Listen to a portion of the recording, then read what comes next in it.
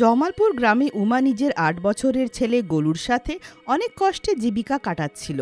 প্রায় ১৫ দিন আগে উমার স্বামী একটা দুর্ঘটনায় মারা যায়। গ্রামবাসীরা কিছুদিন উমার সাহায্য করে, কিন্তু কেউ কি চিরকাল থাকে? আর কতদিনই বা সাহায্য করবে? তাই সেই রকম উমার সাথেও হয়। আরে কাঁদছিস কেন? আমি কিছু একটা করে খাবারের জোগাড় করছি, তুই চিন্তা করিস না বাবা। মা, কালকেও আমরা কিচ্ছু খাইনি, আর আজও আমাদের জন্য কিছু খাবার নেই। আমার পেট খুব ব্যথা করছে খিদের চোটে। আচ্ছা, আমি এক্ষুনি আসছি, তুই কোথাও যাস না। এতটা বলে উমা ঘর থেকে বেরিয়ে আসে আর নিজের প্রতিবাসী চম্পার কাছে যায়, যে খাবার খেতে থাকে। এই যে ডাইনিটা খাবারের সময় চলে এলো। চম্পা বৌদি, আমার ছেলের জন্য কিছু খাবার পেয়ে যাব? আমি না খেয়ে রয়ে যাব। কাল থেকে আমরা দুজন কিছুই খাইনি, আর গোলু তো এখন বাচ্চা, ও ক্ষুধা সহ্য করতে পারে না। দেখ রে উমা, আমি কালকেই তোকে বলেছিলাম, গত ১০-১৫ দিন ধরে গ্রামবাসীরা তো সাহায্য করছে। আর কতদিন তোকে খাবার দিতে থাকবো আমরা, আর তোর সাহায্য করতে থাকবো? হ্যাঁ, ব্যাস আজকে দিয়ে দাও, আমি কাল থেকে কোনো কাজ খুঁজে নেব, নইলে ঘর চালানো তো অনেক কষ্টকর হবে। চম্পা উমাকে ঘর থেকে তাড়িয়ে দেয়, আর খাবারও কিছু দেয় না। উমা গ্রামের আরও কয়েকটা ঘরে যায়, কিন্তু কোথাও কিছু পায় না। সে নিরাশ হয়ে যায়। সব জায়গায় সে শুধু বকরপ্তিই শুনছিল। অবশেষে সে যখন নিজের বাড়ি ফিরে আসে, তো নিজের ছেলের আওয়াজ শুনতে পায়। বাবা, তুমি তুমি আমাদেরকে ছেড়ে কেন চলে গেলে? মা কত কষ্ট করছে আমার জন্যে। আমরা দুদিন ধরে কিচ্ছু খাইনি, তাও মা আমার জন্যে বাড়ি বাড়ি গিয়ে খাবার খুঁজে আনছে। আমার আমার একদম ভালো লাগছে না এইসব। তখনই উমা উল্টো পা ফিরে যায় আর গ্রামের রামবতীর কাছ থেকে খাবার নিয়ে ফেরে। রামবতী উমার হাত ধরে নেয় আর খাবারটা ফেলে বলে, ও মা গো, আমি তো জানতাম না যে তুই চোর আছিস। হায় রে, ও তো দিন দুপুরে আমার ঘর থেকে খাবার চুরি করেছে।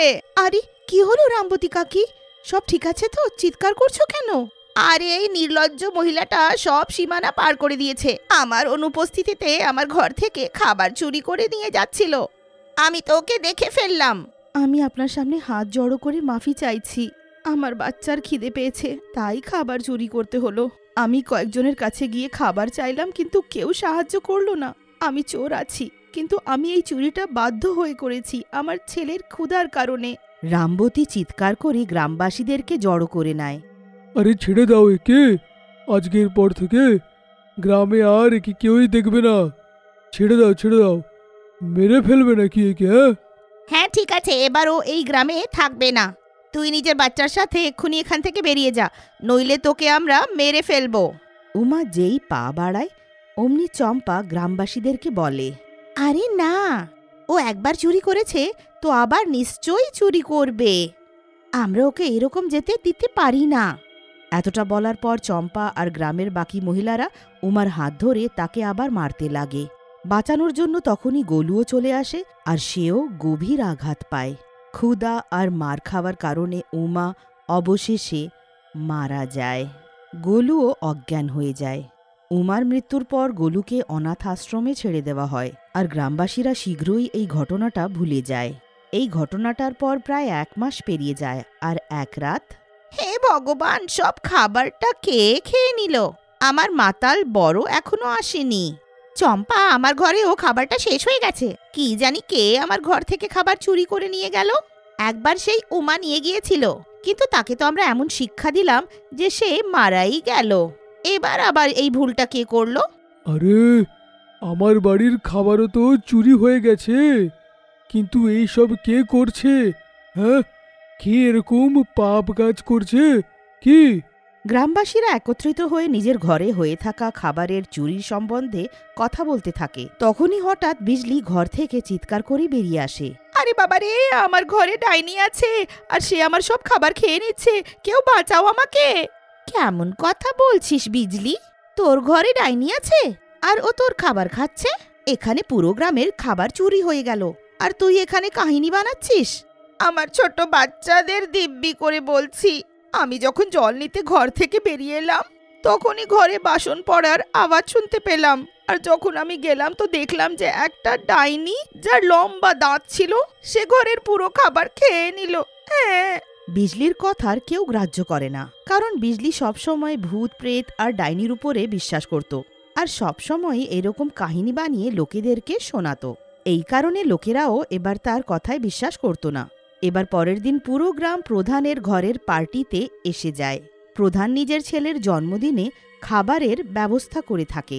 ওখানে খাবারের ভালো ব্যবস্থা থাকে। খাবারটা তৈরি হয়ে যায়, সবার সামনে প্লেট সাজানো হয়। কিন্তু প্রধানের লোকেরা যখন খাবার আনতে যায় তখন খাবারের সব থালাগুলো খালি থাকে। মালিক, এইখানে সব খানা খতম হয়ে গেছে। হ্যাঁ মালিক, অনর্থ হয়ে গেছে। সব পুরি সবজি হালুয়া সব কিছু চুরি হয়ে গেছে। চাওয়ালের পাতিলাও খালি আছে। আরে কেউ দেখেনি নাকি কে চুরি করে নিয়েছে? আরে এটা সম্ভব নয়, খোঁজো ওকে।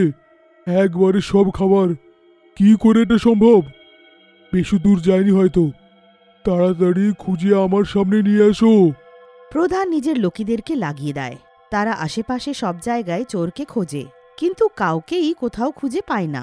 আর নাই খাবারটা খুঁজে পায়, যে খাবারটা কোথায় গেল, কে নিয়ে গেল। কিন্তু খাবারটা তো গায়েব হয়ে গিয়েছিল। গ্রামবাসীরা আরো বেশি ভয় পেয়ে যায় আর প্রধানকে গত রাতের গল্পটা বলে। প্রধান মশাই, আজকাল কি জানি কোন চোর গ্রামে ঘুরছে। খাবার তৈরি হতেই ঘরে সব গায়েব হয়ে যায়। এবার মনে হচ্ছে কিছুদিনের মধ্যেই আমরা ক্ষুধায় মারা যাব। আর হ্যাঁ প্রধান মশাই, যদি একটা ঘর থেকে চুরি হতো তো বুঝতাম, কিন্তু পুরো গ্রামের লোকেদের ঘর থেকে খাবার চুরি হওয়া, এটা তো সত্যি বড় ব্যাপার। আর সেই বিজলি, ও তো বলছিল রাতে সে একটা ডাইনিকে খাবার খেতে দেখেছে। ডাইনিটা ওর ঘরের সব খাবার খেয়ে নিল। পরের দিন প্রধান তান্ত্রিকের কাছে যায়। ওর সাথে তার চাকর রামুও থাকে। তান্ত্রিক বাবা, আপনার কাছে একটা সমস্যা নিয়ে এখানে এসেছি। আপনিই রাস্তা দেখাতে পারবেন। যদি আপনিও রাস্তা দেখাতে না পারেন তো আমরা ভেবে নেব যে এই কাজ কোনো চোর করেছে। ওম ভট ভট স্বাহা। আমি যা দেখছি, গ্রামের ওপরে খুব বড় বিপদ। জামালপুর গ্রাম তো এখন বিপদে। কিছু মাস আগেই একটা মহিলাকে খাবার চুরি করার অপরাধে মেরে মেরে ভাগিয়ে দেওয়া হয়েছিল। সে কিন্তু তারপর মরে যায়, আর তারপর তার ছেলেও ক্ষুধার্ত থাকে। সেটা দেখে ও অনেক রাগ হয়, তাই গ্রামে ও কিন্তু কাউকে ছাড়বে না এখন। তান্ত্রিকের কাছে সব জানার পর প্রধান গ্রামে ফিরে আসে আর গ্রামবাসীদেরকে সব বলে। তারাও ভয় পেয়ে যায়। রাত অবধি কারুর ঘরে কিছু রান্না হয় না, সবাই নিজের ঘরে ঢুকে থাকে।